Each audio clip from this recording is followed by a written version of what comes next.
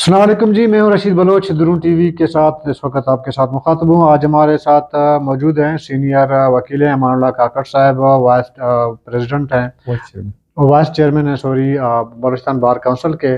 तो हमने सोचा कि उनसे बातचीत की जाए कि ये फंडामेंटल राइट्स होता क्या है और आवाम को किस हद तक बलूचिस्तान में स्पेशली इसका जो है वो दिया जा रहा है, ये हक दिया जा रहा है।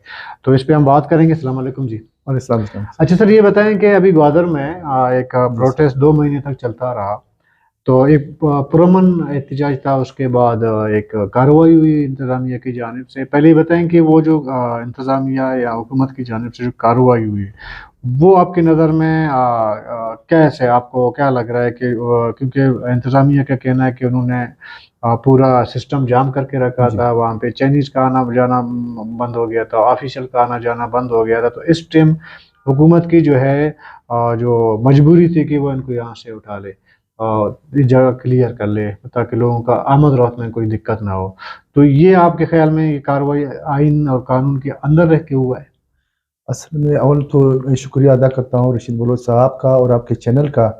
दूसरी बात यह है कि आपने जो सवाल किया है उसमें कॉन्स्टिट्यूशन ऑफ पाकिस्तान के आर्टिकल 9 और 15 में बिल्कुल वाज़ेह लिखा हुआ है कि freedom of speech, freedom of movement जो है ना, पाकिस्तान के किसी भी इलाके में अपने हकूक़ के लिए वो एहतजाज कर सकते हैं, पुरअमन एहतजाज।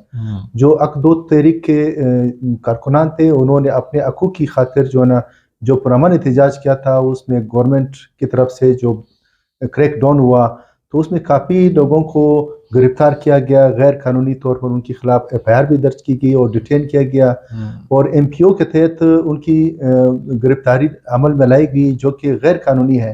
इस 2022-23 के दौर में भी MPO का जो कानून है 1960 का अभी तक चला आ रहा है, जो कि violation of constitution of Pakistan है। अगर कोई जुर्म करता है तो उसके खिलाफ तो अलग सेक्शन लग सकते हैं, लेकिन MPO के खिलाफ MPO की कस्टडी में, इलीगल कस्टडी में उसको रखना गैर कानूनी है। और इस बाबत आज बलूचिस्तान हाई कोर्ट में भी ऑर्डर पास किया गया कि ये जो MPO के तहत गिरफ्तार 150 अरकान है, जिसमें हुसैन और दिगर अफराद 13-14 अफराद जो कोयटा में गिरफ्तार हो चुके हैं, कुछ अभी तक गिरफ्तार नहीं हुए हैं, जो कुछ MPO के तहत गिरफ्तार हुए, ये कानून की नज़र में तमाम के तमाम गैर कानूनी है। और इसको जो अक़-दो हकूक़ की बुनियाद पर ये जो एहतजाज कर रहे थे वो बिल्कुल अपने हकूक़ की खातिर कर रहे थे, इसमें कोई गैर कानूनी, कोई इलीगल मसला नहीं है सर। तो पहले 3 MPO की बात कर लेते हैं, फिर आगे बढ़ते हैं। अच्छा, फिर 3 MPO क्यों, जब आप कह रहे हैं कि गैर कानूनी है, वो क्यों इम्पोज किया जाता है? वो आइन की किताब से उसको हज़फ क्यों नहीं किया जाता? उसमें ये है कि वो तो एक पुराना कानून था, उसमें जो है वो जो 3 MPO है उसमें अगर पब्लिक आर्डर गवर्नमेंट की उससे तजावज़ कर सकता है, कर रहे हैं तो वो 3 MPO लगा सकते हैं। अब वहाँ पे FC मौजूद है, पुलिस मौजूद है, लेवीज़ मौजूद है, तमाम एजेंसियाँ मौजूद हैं, उनकी मौजूदगी में 3 MPOs का क्या काम है कि उसको लागू करें? अगर कोई एक्ट करता है, इलीगल एक्ट करता है, वो वायलेशन करती है, पुरअमन एहतजाज से अट कर जाते हैं, तो उसके खिलाफ कानूनी कार्रवाई FIR दर्ज हो सकती है, सेक्शन और भी सेक्शन लग सकते हैं अगर करें। लेकिन यहाँ पे तो क्रैकडाउन हुकूमत की तरफ से आई है, कि एजेंसियों की तरफ से आए, क्रैकडाउन किया गया, पुरअमन एहतजाज को जो है ना मुंतशिर करने के लिए उस पर शेलिंग की गई है और उसको अपने काम से तो आप मतलब कहना चाह रहे हैं कि 3 MPO एक सियासी टैक्टिस है जो इस्तेमाल होगा हर टाइम किसी अपने मुखालिफ के? जी बिल्कुल, ये 3 MPO जो है ना ये सियासी लिहाज से उसको इस्तेमाल करते हैं ताकि उसकी रुझान कम हो जाए और उसको तहत लोगों को गिरफ्तार किया जा सके और वो जो तहरीक होती है उसको सबूताज करने के लिए। अच्छा, ये अभी जो ग्वादर में हुआ फंडामेंटल राइट्स की भी हम बात करते हैं जी। तो आइन, हम तो क्योंकि आप लायर, मैं आपसे समझना चाहता हूँ कि हम तो सुनते आ रहे हैं कि जी लोगों का जो है फंडामेंटल राइट्स हैं, वो अपने हुकूक के लिए बात कर सकते हैं, स्पीच कर सकते हैं और कानून के दायरे के अंदर रहकर कर सकते हैं। तो इस कार्रवाई के बाद आपके ख्याल में कि जो इक्का दुक्का जो आवाज़ उठते हैं बलूचिस्तान से अपने हुकूक के लिए, उस पर कितना मुतासर कर सकते हैं कार्रवाई? ये कार्रवाई अगर हुकूमत ने किया تو یہ اس سے اور متاثر ہوگا، اس میں اور لوگ جو بیٹھے ہوئے تھے، آرام سے بیٹھے ہوئے تھے، وہ اس تحریک میں اور شامل ہو جائیں گے. اس سے اس کا جو تحریک ہے وہ ناکام نہیں ہوگا بلکہ کامیابی کی طرف جائے گا.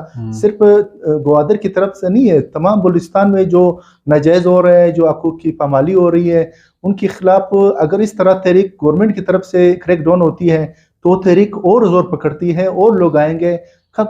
کس کس کو آپ گرفتار کرو گے تمام بلوچستان میں؟ تو یہ غلط طریقہ ہے جو حکومت نے اڈاپٹ کیا ہے. دوسری طرف ہم دیکھتے ہیں، آج بھی میں پڑھ رہا تھا بلکہ ہم رپورٹ بھی کرتے ہیں کہ سول ہاسپٹل میں ینگ ڈاکٹر نے پھر ہڑتال کر دی. آپ کو یاد ہوگا اب سے کوئی 5-6 مہینے پہلے ایک سال تک وائی ڈی اے نے ایک ہڑتال کی. ہم آپ جیسے لائر سے ہم سنتے ہیں، ان سے ہمیں تھوڑی سی علم حاصل ہوتی ہے کہ ایک لائر، دوسرا جو ہے ٹیچر، جی دنیا میں ان کو کبھی اس طرح پروٹیسٹ کرنے کی، ہاسپٹل یا اسکولیں بند کرنے کی کوئی اس طرح کا کوئی نہیں اجازت نہیں ہوتی. تو ایک طرف ہم دیکھتے ہیں کہ ڈاکٹر جو ہے وہ ہڑتال کر رہے ہوتے ہیں، ان کے خلاف کوئی اس طرح کی کارروائی نہیں ہوتی.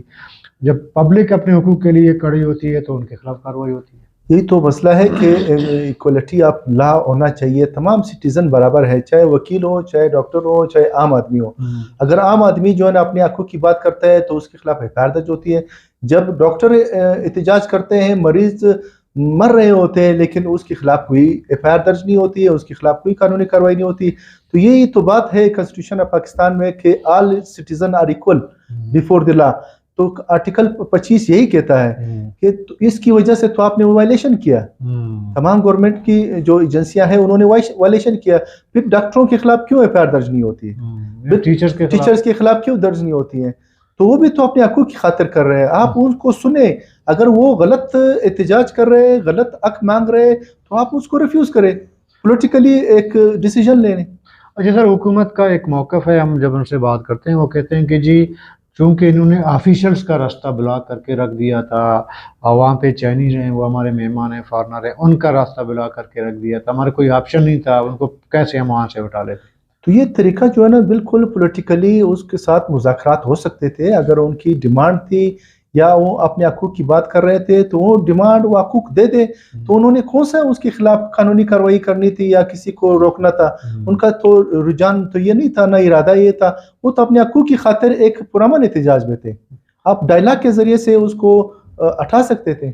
نہیں، قانون میں ایسا کچھ ہے کہ جب آپ کہیں پہ جا کے مطلب پبلک کی جہاں پہ آمد رفت ہے یا آفیشل وغیرہ جو بھی ہے، تو ان کو آپ بلاک کر لیں تو حکومت کے پاس کوئی ایسا جواز آپ اس کو فراہم کر رہے ہیں کہ جی آپ کارروائی کریں؟ ایسا کچھ ہوا گوادر میں آپ کے خیال میں؟ تو اس میں تو یہ تو ہماری تاریخ یہی ہے. ابھی چیف جسٹس افتخار چودھری کے لیے بھی، وہ چیف جسٹس پاکستان تھے، اس کی خاطر لوگ روڈوں پہ نکلے تھے، احتجاج کرتے رہے، وکلا احتجاج کرتے رہے، سیاسی پارٹیاں، میڈیا والے احتجاج کر رہے تھے. تو وہاں پہ پھر کون سا سسٹم تھا جو ان کے خلاف کوئی قانونی، وہ اپنے حق کی خاطر کر رہے تھے. یہاں پہ بلوچستان اسمبلی ہائی کورٹ کے سامنے احتجاج کرتے رہے لوگوں، تو ان کو حق دیا گیا. اگر گوادر میں وہ اپنے گھر میں جا کر احتجاج کرتے ہیں تو ان کو کیا مسئلہ ہوتا ہے؟ اگر مسئلہ ہے تو ہم ڈائلاگ کے ذریعے حل کر سکتے ہیں، ویسے کوئی مسئلہ تو نہیں ہے. Thank you. یہ جی امان اللہ کاکڑ صاحب سینئر وکیل ہیں، جسے ہم نے شروع میں انٹرو میں ان کا تعارف کر لیا ہے. اوورآل اگر دیکھا جائے، دیکھیں جو گوادر میں ہوا تھا، جو بھی کارروائی ہوئی تھی، سول سوسائٹی سے کسی سے بھی ہم بات کر لیں، خواہ وہ جرنلسٹ ہے، خواہ لائر ہے، کوئی بزنس مین ہے، جب ہم اس بارے میں بات کرتے ہیں تو یہاں پہ ہم دیکھ رہے ہیں کہ ایک رجحان ہے. جو عقد و تحریک یا گوادر کے عوام نے جو ریلی نکالی تھی یا دھرنا دیا تھا، اس کے حق میں ابھی بولنا، لوگ ان کے حق میں بات کرتے ہیں، لیکن حکومت نے جو موقف اختیار کی ہے اس پہ ابھی تک ہمیں سوائے حکومت کے اپنی آفیشل کے پبلک کی جانب سے، سول سوسائٹی کی جانب سے اس کی حمایت نہیں کی گئی. اس میں بلوچستان کی بات نہیں کر رہا ہوں، یا آپ لاہور جائیں، اسلام آباد یا کراچی میں جہاں پہ پبلک سوسائٹی ہے، آپ کی سول سوسائٹی ہے یا پبلک ہے، وہ گوادر کے اس مومنٹ کو جس طریقے سے ختم کیا گیا اور جس طرح زور زبردستی کی گئی، اس کی مخالفت میں لوگ بات کرتے ہیں لیکن حمایت میں نہیں. اس سے اندازہ آپ لگا لیں کہ حکومت کوئی بلوچستان کی ہو یا مرکزی حکومت کی ہو، لوگوں کو کسی بھی مطالبے پہ انگیج رکھنے کے بجائے ان کو جس طرح انہوں نے ایک میسج کنوے کیا کہ بلوچستان کے عوام کو اب اس طرح کے جو بنیادی حقوق ہیں ان کے، وہ بھی ان پہ قدغن لگانے کی کوشش کی گئی۔ کل تک کے لیے اجازت دیجیے گا، اللہ حافظ۔